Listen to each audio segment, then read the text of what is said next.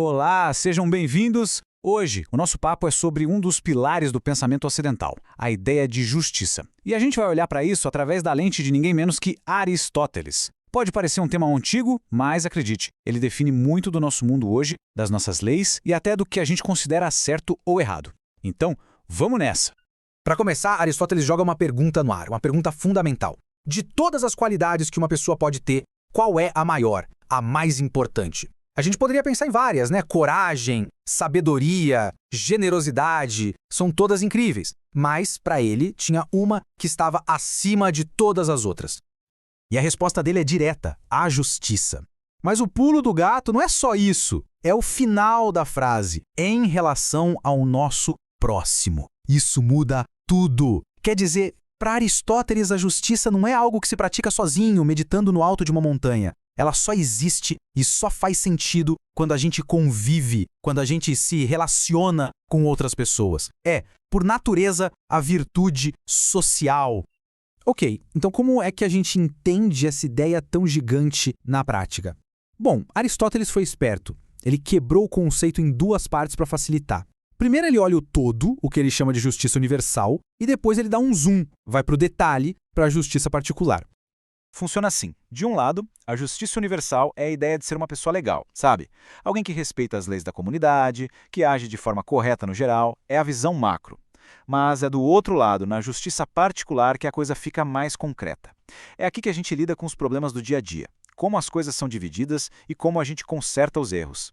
Então vamos focar nessa justiça particular que, por sua vez, também se divide. A primeira forma é a justiça distributiva. O nome já dá uma bela dica, né? É sobre como as coisas são, bem, distribuídas dentro da sociedade.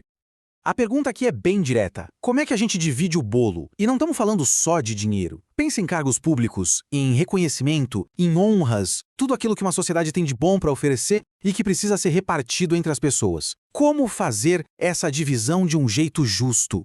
E aqui vem uma parte bem polêmica. O princípio que Aristóteles sugere não é partes iguais para todo mundo. Ele fala em proporção geométrica, que, traduzindo, quer dizer que a distribuição deve ser baseada no mérito. A ideia é que quem contribui mais para o bem comum, quem tem mais mérito, deveria sim receber uma fatia maior. É uma ideia que, com certeza, gera debate até hoje. Certo, isso é para dividir as coisas boas. Mas, e quando as coisas dão errado? Quando alguém é lesado, quando um acordo é quebrado? Aí entra em cena a segunda forma da justiça particular, a justiça corretiva. O papel da justiça corretiva, como o nome diz, é consertar, é corrigir um desequilíbrio. E isso vale para um monte de situações. Desde uma transação voluntária, tipo um contrato que não foi cumprido, até as involuntárias e bem piores, como um roubo ou uma agressão. O objetivo é sempre fazer as coisas voltarem ao estado de equilíbrio de antes. E o princípio aqui é fascinante, porque é totalmente diferente. Esquece o mérito. Aqui o que vale é a proporção aritmética.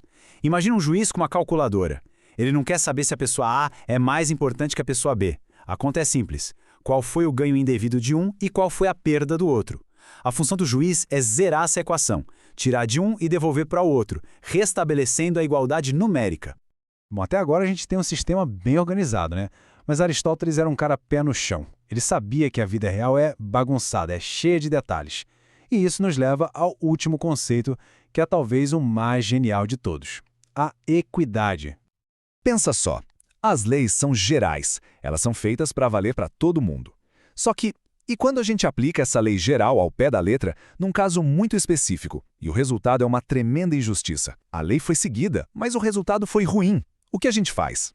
A solução de Aristóteles para esse dilema é a equidade. Ela é tipo um ajuste fino da lei. É a capacidade de olhar para a regra geral e dizer, ok, a lei diz isso, mas neste caso, com todas as suas particularidades, precisamos adaptar para que o resultado seja justo de verdade. É a justiça com bom senso.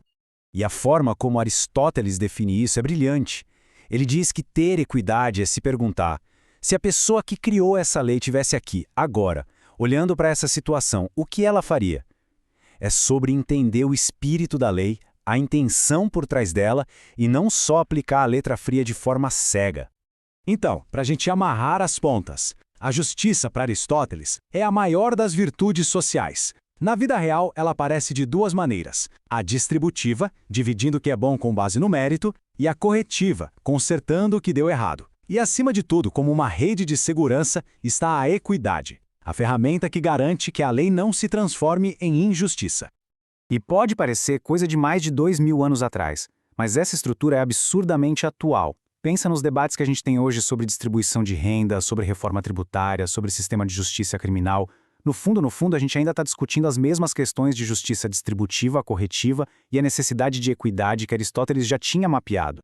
Para fechar, fica uma provocação. No nosso mundo, hoje, com todos os seus problemas complexos, qual tipo de justiça parece ser mais urgente? A que se preocupa em distribuir melhor os recursos e as oportunidades? Ou a que se foca em corrigir as injustiças e os danos que já foram feitos? É uma pergunta que Aristóteles nos deixou e que, com certeza, continua nos desafiando. Muito obrigado pela companhia